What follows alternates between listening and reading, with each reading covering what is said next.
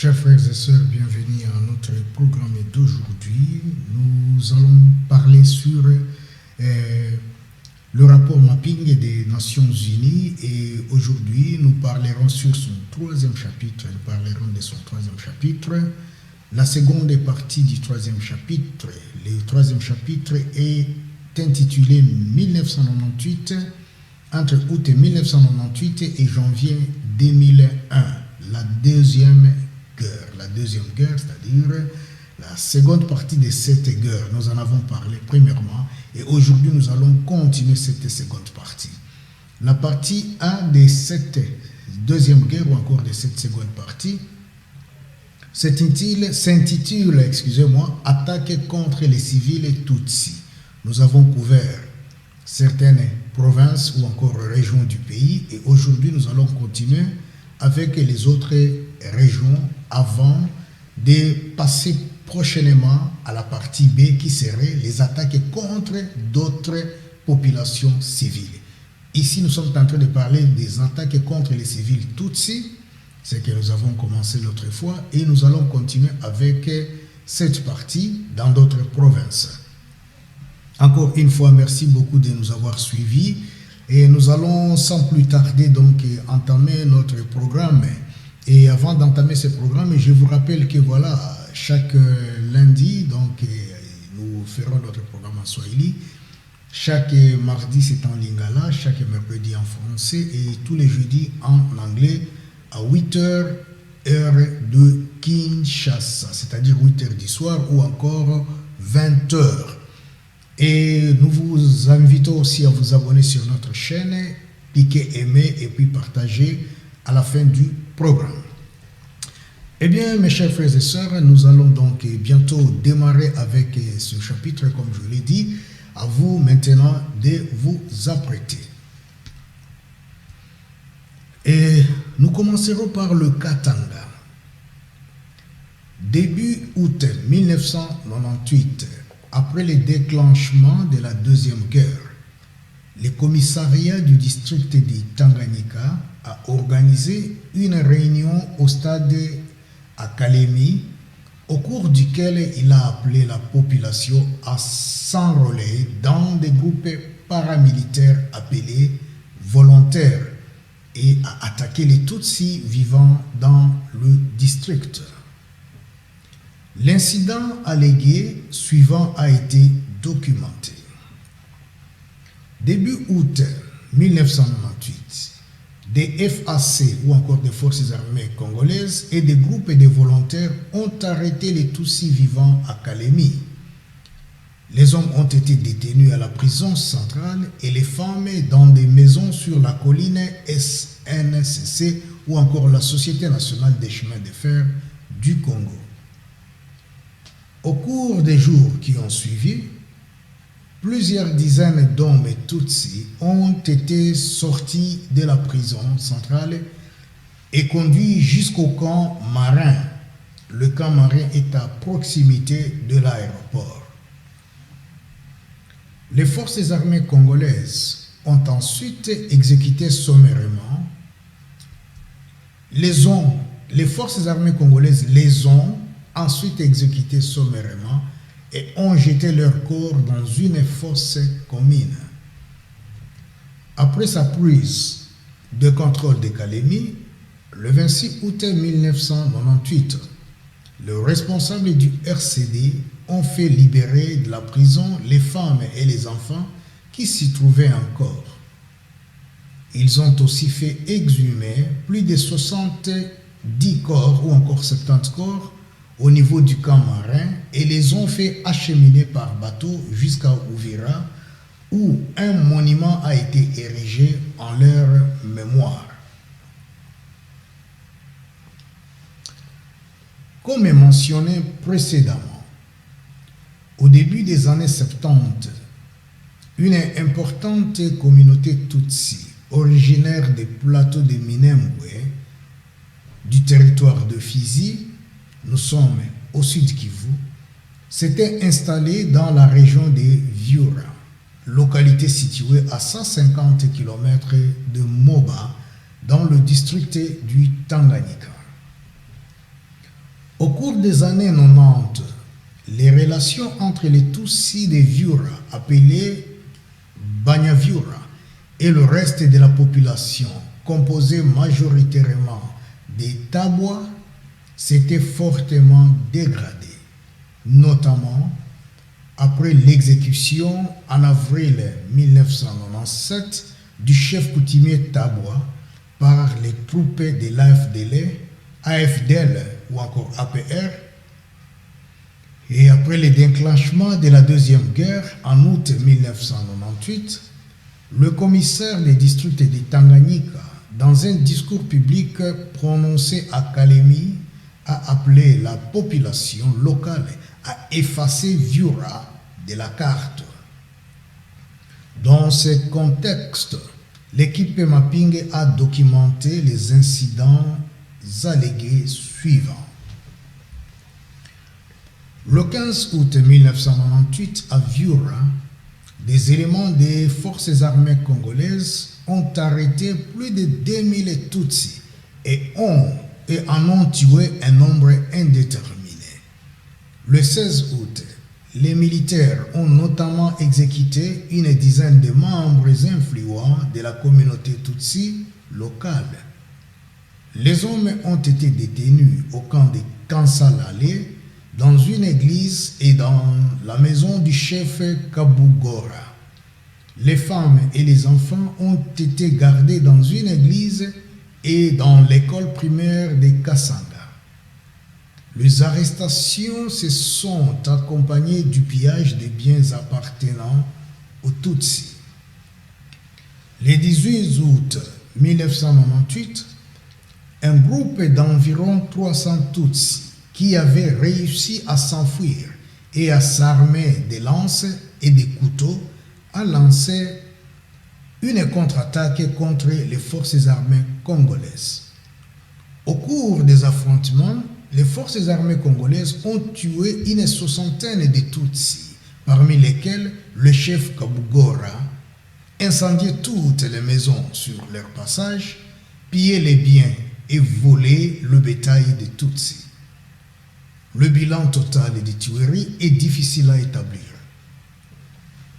Plusieurs sources indiquent que plus d'une centaine de Tutsis seraient morts à Viura au cours du mois d'août 1998.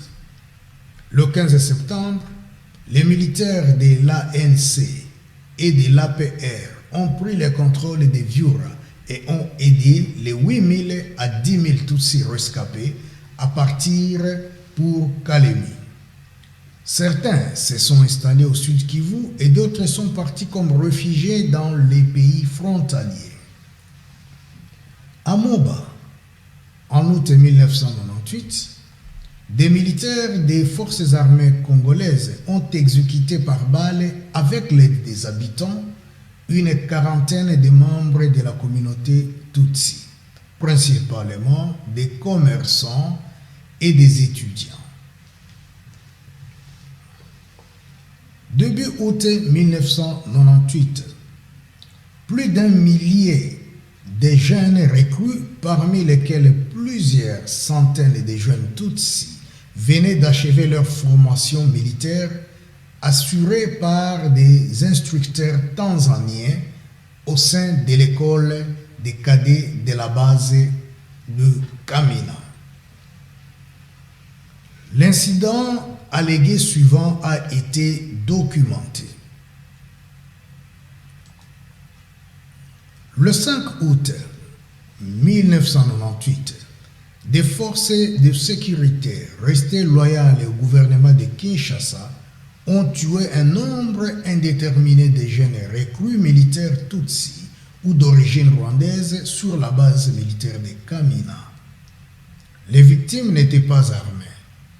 Ils ont été tués par balles dans de grands hangars situés au niveau des rails près du dépôt d'armement de la base. Les corps des victimes auraient ensuite été enterrés dans la forêt environnante ou brûlés. Le nombre total des victimes reste incertain, mais s'élèverait à au moins une centaine. Au cours de la première moitié du XXe siècle, sur les encouragements des autorités coloniales, une importante communauté d'origine rwandaise, Hutu et Tutsi, s'était installée dans le sud de la province du Katanga, à Lubumbashi, à Likasi, à Kipushi et à Kolwezi, pour travailler dans les mines. Cette communauté relativement discrète avait gagné en visibilité après l'arrivée des militaires de l'AFDL-APR à Lubumbashi en avril 1997. Dans ce contexte, l'équipe Mapping a documenté les incidents allégués suivants. À compter du 3 ou du 4 août 1998, le service de sécurité du président Kabila à Lubumbashi, Kipushi, Likasi et Kolwezi ont arrêté arbitrairement plusieurs centaines de Tutsis, des personnes d'origine rwandaise et des civils leur ressemblant. La plupart de ces personnes ont été torturées dans les cachots de l'Agence nationale des renseignements ou encore ANR en sigle, d'autres dans l'agence de la police ou de l'armée. Plusieurs dizaines d'entre elles ont été exécutées. Le camp militaire Vangu et la carrière de Kilimasimba sur la route entre Lubumbashi et Kipushi ont souvent été cités comme les lieux probables d'exécution sommaire. Dans son rapport de 1998, l'Association africaine de défense des droits de l'homme, ou encore ASADO, avait avancé le chiffre de plus de 70 victimes. Ceux qui n'ont pas été exécutés ont, pour la plupart, été regroupés dans l'ancien couvent des religieuses de la congrégation des Bakita, dans le quartier Kigoma de Lubumbashi. Plus de 500 civils, dont une majorité de Tutsis, ont ainsi vécu dans les camps des Bakita pendant plus d'1 an, dans des conditions déplorables. À compter de juillet 1999, les internés au couvent des Bakita ont été autorisés à quitter Lubumbashi et ont pu se réinstaller à l'étranger avec l'aide du Haut Commissariat pour le réfugié et de la Croix-Rouge internationale. Dans la zone sous contrôle gouvernemental, toutefois, la traque menée par l'ANR et les forces armées congolaises s'est poursuivie dans la province du Katanga jusqu'au courant de l'année 2000 et a donné lieu à un nombre indéterminé d'exécutions sommaires ou de disparitions. Parlons de la province orientale. Entre le 31 juillet et le 1er août 1998, à la suite de la décision prise par le président Kabila de renvoyer chez eux les militaires de l'APR, les troupes rwandaises stationnées à Kisangani ont été acheminés sur l'aéroport de Bamboka. Certains de ces militaires ont cependant refusé d'embarquer et sont restés au niveau de l'aéroport où se trouvaient également des militaires des ex-phases en attente de partir pour le centre de recyclage de la base de Kamina ou Katanga. Après le déclenchement de la Deuxième Guerre, le 2 août 1998, des combats ont éclaté pour le contrôle de l'aéroport de Bamboka entre les militaires de l'APR et les forces armées congolaises restées fidèles au président Kabila, c'est-à-dire les Tigres katangais et les Maï-Maï incorporés dans les forces armées congolaises. Du fait du ralliement des ex-phases à la cause du président Kabila, les forces armées congolaises sont parvenues à garder le contrôle de la ville et de l'aéroport et à empêcher l'APR d'envoyer des renforts par avion. Le 21 août, cependant, les militaires de l'ANC, APR, UPDF ont lancé une opération terrestre le long de l'axe Lubutu. Après d'intenses combats, les forces armées congolaises ont dû quitter Kisangani. Le 23 août, la ville est passée sous le contrôle des militaires de l'ANC, UPR, UPDF, APR, UPDF. L'incendie allégué suivant a été documenté. Entre les 2 et le 23 août 1998, les services de sécurité, c'est-à-dire la police nationale congolaise et les forces armées congolaises, fidèles au président Kabila, et des civils recrutés dans les milices d'autodéfense, ont tué au moins plusieurs dizaines de personnes tutsis d'origine rwandaise ou leur ressemblant physiquement. Certaines victimes ont été lapidées ou tuées à l'arme blanche, notamment dans les communes populaires de Mangobo et Kabondo. Dans certains cas, la police est intervenue pour protéger les victimes en danger. Dans d'autres cas, les victimes ont été conduites dans des résidences privées pour y être torturées et exécutées. Les corps ont été soit jetés dans le fleuve Congo ou bien enterrés dans des fosses communes autour de l'aéroport de Simisimi, à proximité de la résidence du gouverneur. Lors des arrestations, les forces de sécurité et les miliciens ont aussi pillé systématiquement les biens des victimes. La persécution contre les Tutsis et les Rwandais en général a eu lieu dans plusieurs autres villes de la province orientale. À titre d'exemple, l'équipe Mapping a pu documenter les cas allégués suivants. Dans la nuit du 28 au 29 août 1998, les forces armées congolaises ont tué 6 civils tutsis, dont 2 mineurs, à 13 km du sud d'Issiro, au niveau du pont sur la rivière Neva, dans le territoire de Rungu. Les victimes étaient accusées d'agir en collusion avec l'APR. Leurs corps ont ensuite été jetés dans la rivière. Nous allons tout droit au Kasaï occidental. Comme dans les autres provinces, après le déclenchement de la Deuxième Guerre, le service de sécurité restait fidèle au gouvernement de Kinshasa et les forces armées congolaises aurait arrêté et exécuté un nombre indéterminé de militaires rwandais et de civils tutsis ou d'origine rwandaise, ainsi que des personnes leur ressemblant.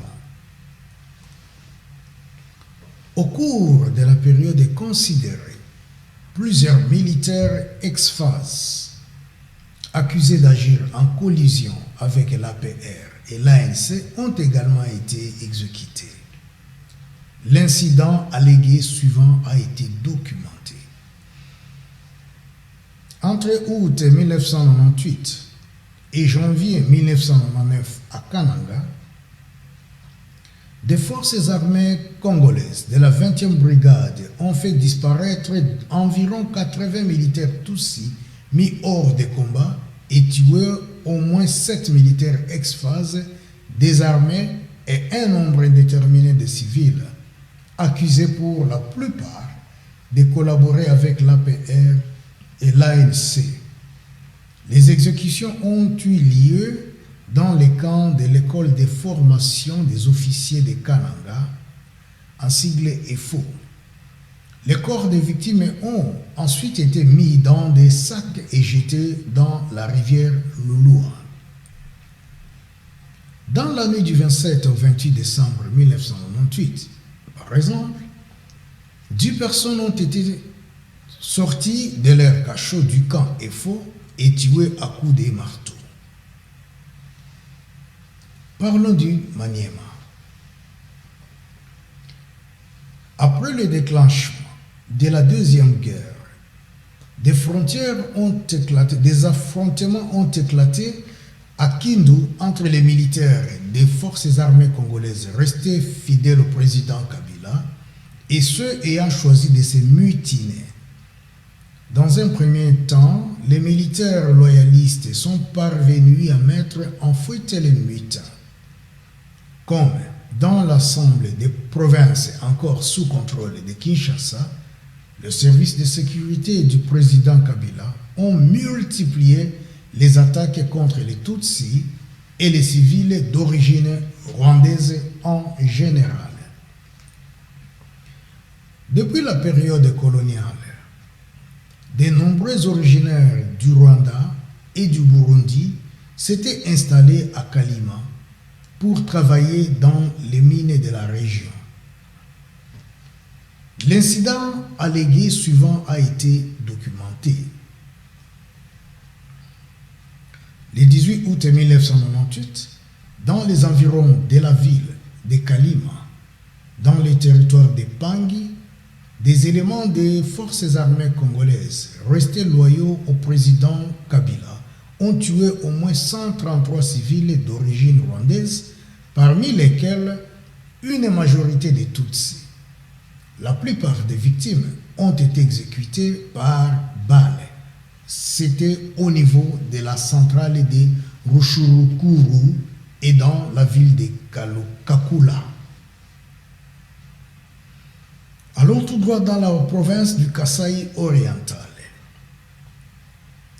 À compter d'août 1998, en Mbujimayi, les services de sécurité auraient arrêté arbitrairement et tué un nombre indéterminé de Tutsis, de personnes d'origine rwandaise et des personnes leur ressemblant. En novembre 1999, ils auraient arrêté au moins une dizaine de Tutsis qu'ils auraient ensuite transférés dans la prison de Makala à Kinshasa. Puis au camp de réfugiés de la commune de Mongafula où ils seraient restés jusqu'en 2001. Des Tutsis et des personnes d'origine rwandaise auraient également été transportés à Kananga à bord d'un camion. Le 10 octobre 1999, l'ANR a arrêté un défenseur des droits de l'homme engagé dans la protection de la communauté Tutsi et rwandaise de Mbujimayi. L'activiste a ensuite été transféré au quartier général de l'ANR à Kinshasa, où il a été détenu arbitrairement pendant plusieurs mois dans des conditions cruelles, inhumaines ou dégradantes. Sur pression des ONG de défense des droits de l'homme, du rapporteur spécial de la situation des droits de l'homme en République démocratique du Congo et des médias, il a toutefois été libéré le 6 janvier 2000. Voilà, nous allons nous arrêter là pour aujourd'hui. Et je vous signale que voilà, nous allons prochainement continuer et avec la partie suivante. Et prochainement, nous parlerons de l'attaque contre les autres populations civiles. Donc, ça serait le chapitre 3, août 1998, janvier 2001. Et ça sera maintenant la partie B, l'attaque contre les autres populations civiles. Encore une fois de plus, et merci pour votre attention particulière que vous nous avez donnée. Et si c'est votre première fois de nous suivre, prière de vous abonner sur notre chaîne Léo Jolio, aimer et partager nos vidéos et n'oubliez pas de cliquer sur j'aime. Et c'est ici où je vais mettre un point final à notre émission d'aujourd'hui en vous souhaitant une meilleure matinée, une meilleure soirée, une meilleure nuit. Et nous allons nous rencontrer à la prochaine occasion. Alors, c'était la voix de Odon Boulamba qui vous parlait. Merci beaucoup pour votre attention. Et permettez-moi de vous dire maintenant au revoir et à la prochaine. Léon Jolio, Léon Jolio, Léon Jolio. Bakwetu, bakwetu, bakwetu, bakwetu. Muko happy. Bakwetu, bakwetu, bakwetu, bakwetu.